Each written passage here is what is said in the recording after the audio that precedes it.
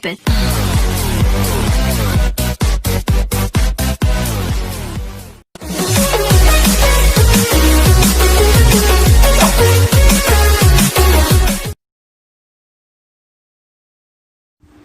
Untuk membahas lebih jauh tentang konsep kurikulum, kita perlu mengetahui terlebih dahulu apa sih yang dimaksud dengan kurikulum.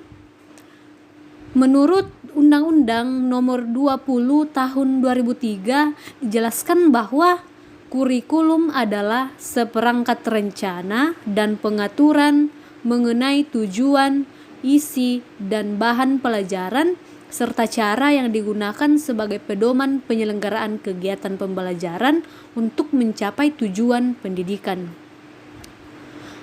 Dapat kita lihat bahwa kurikulum sangat memegang peranan penting di dalam lembaga pendidikan. Mengapa? Karena tanpa adanya suatu kurikulum, maka tujuan-tujuan yang ingin dicapai tentu tidak akan bisa dicapai dengan baik.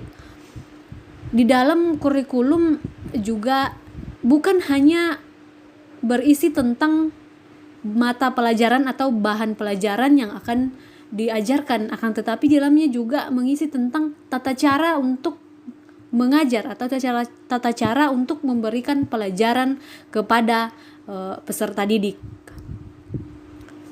Sebuah lembaga pendidikan dikatakan berhasil apabila tujuan-tujuan atau tolak ukur yang sudah dipersiapkan sebelumnya itu dapat dicapai sesuai dengan rencana. Namun seiring dengan perkembangan zaman, ada banyak persepsi tentang kurikulum ini. Dan beberapa ahli menjelaskan bahwa kurikulum merupakan isi pelajaran yang harus disampaikan oleh seorang guru kepada peserta didik. Hal inilah yang menyebabkan beberapa orang tua menganggap kurikulum adalah sebagai isi pelajaran yang diterima oleh siswa dan diberikan oleh guru.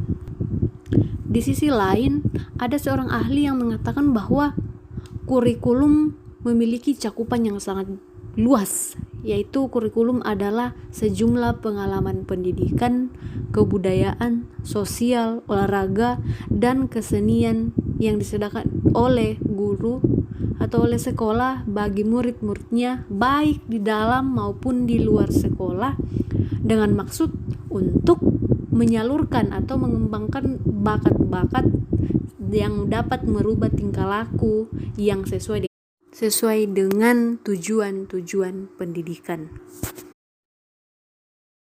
Konsep kurikulum dibagi menjadi 3 bagian besar, yaitu kurikulum sebagai substansi, kurikulum sebagai sistem, dan kurikulum sebagai bidang studi. Yang pertama adalah kurikulum sebagai substansi. Substansi di sini artinya adalah yang sebenarnya, bisa juga inti, bisa juga pokok. Jadi dapat diartikan bahwa dalam lembaga pendidikan kurikulum memegang peran penting, yaitu sebagai pokok, sebagai inti.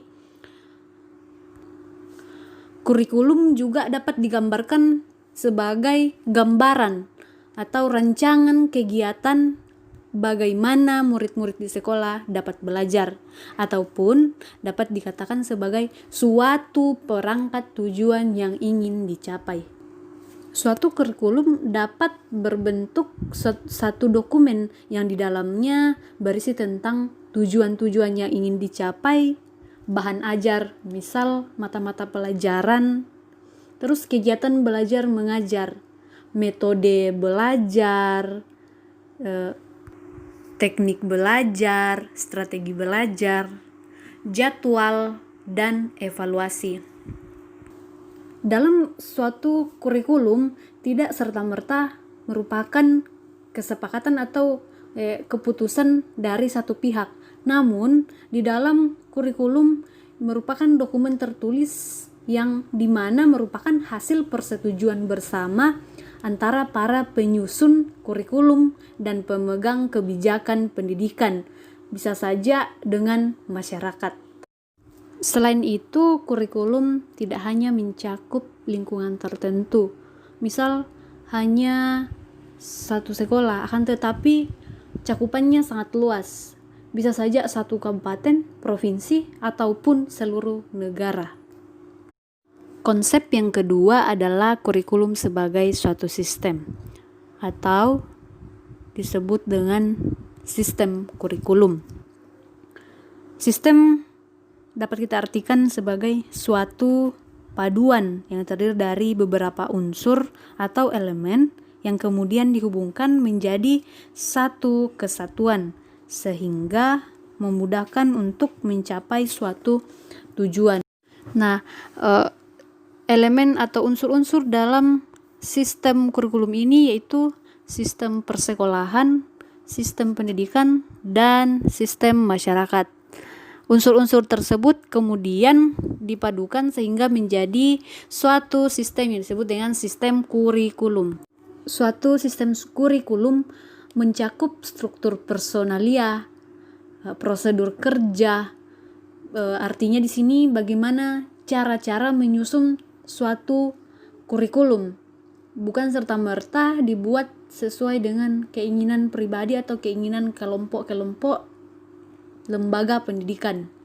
Terus juga bagaimana cara melaksanakan metode-metode yang digunakan, tahap-tahap dalam melakukan kurikulum, semua diatur dalam sistem kurikulum.